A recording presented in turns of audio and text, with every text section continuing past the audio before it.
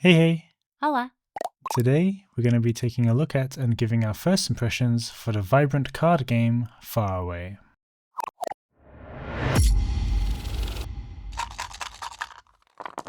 Faraway is a 2 to 6 player card game published by Catch Up Games in 2023.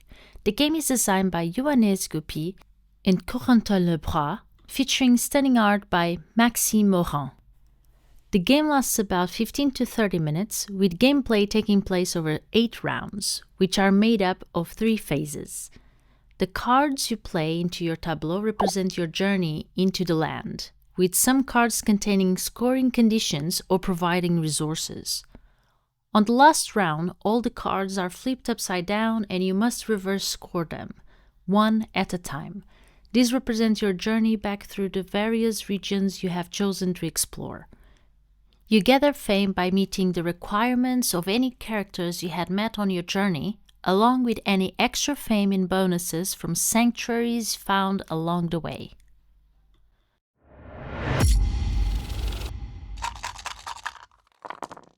In the box you'll find 68 region cards, made up of 4 colors that represent unique biomes.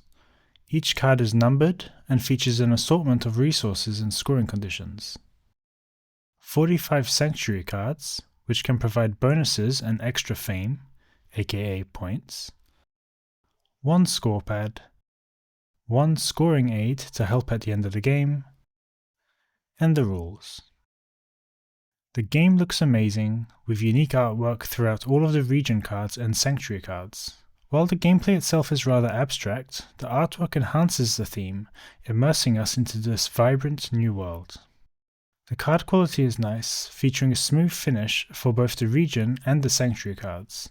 We didn't actually refer to the rulebook that came in this box, as we've got the French copy of the game. We instead learned how to play through Board Game Arena. Despite this, the rulebook seems to be of a good quality, with clear example images for the stages of play, and even some interesting lore about the world we are playing in. The provided help sheet for scoring is nice too, as it provides a step-by-step snapshot of how you might score. Also worth noting is the insert in the box, which is a very good design that accommodates 2 different card sizes, without them flying around everywhere.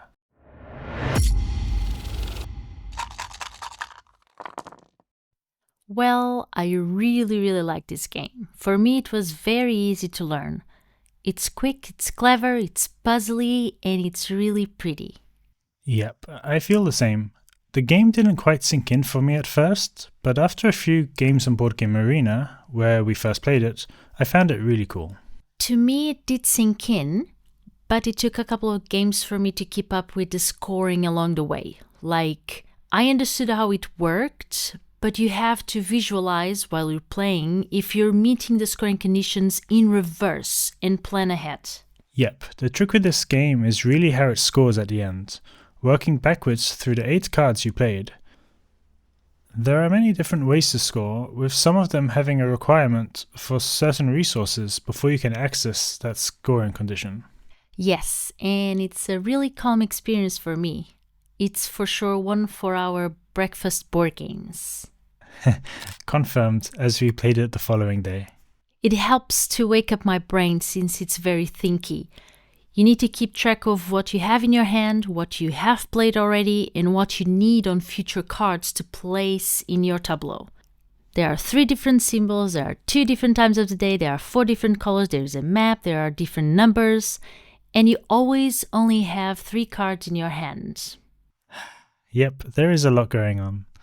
If possible, I try to get some big scoring cards down right away, as what I play here will pretty much decide the path I take for the remaining cards, and it will usually have some kind of requirement I need to then try and meet before the end of the game.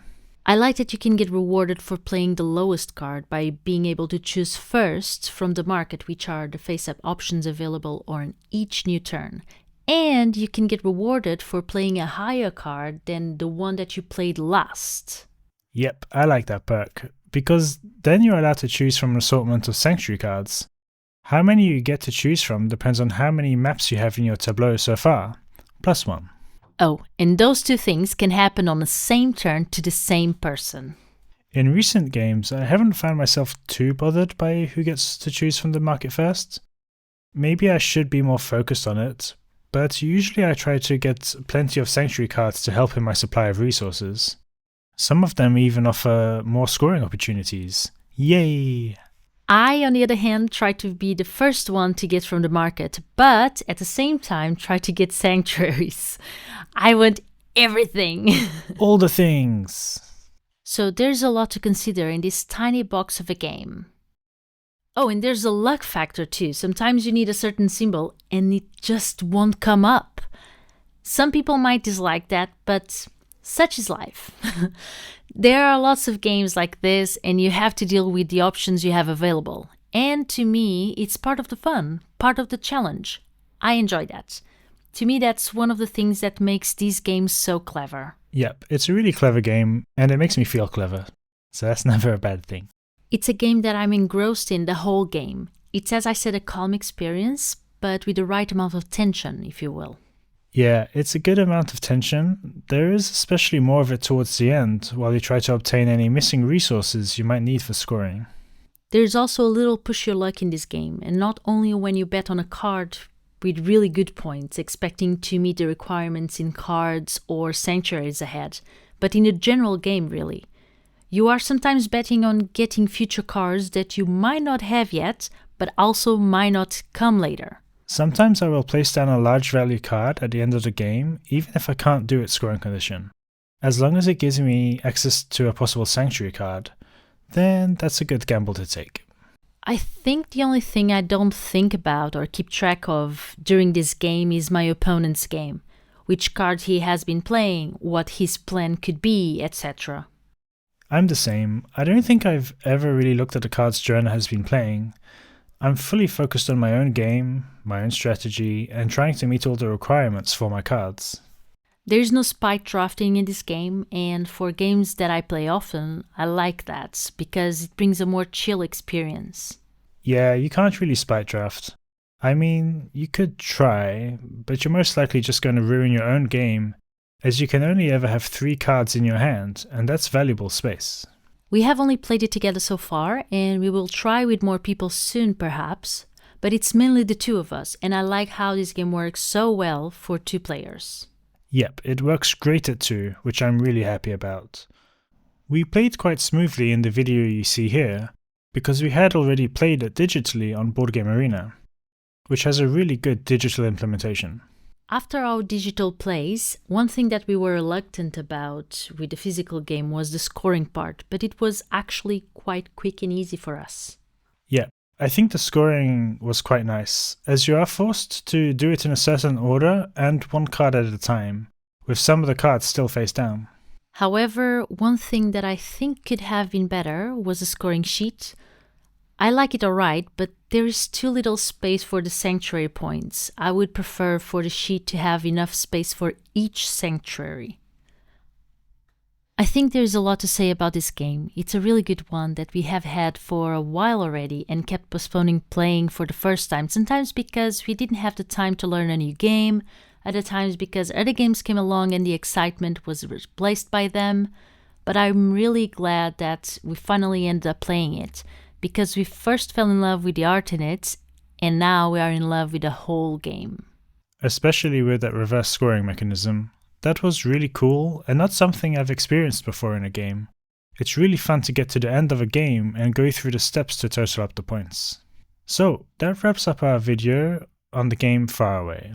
If this seems like a game you'd be interested in, then we highly recommend you check it out on Board Game Arena if you're able to. Please note, however, it is part of their premium catalog, so will require someone with a premium membership to start the table. Thank you all so much for watching. We've been Board Game Beans. You've been you. Have a lovely day and happy Happy gaming! gaming.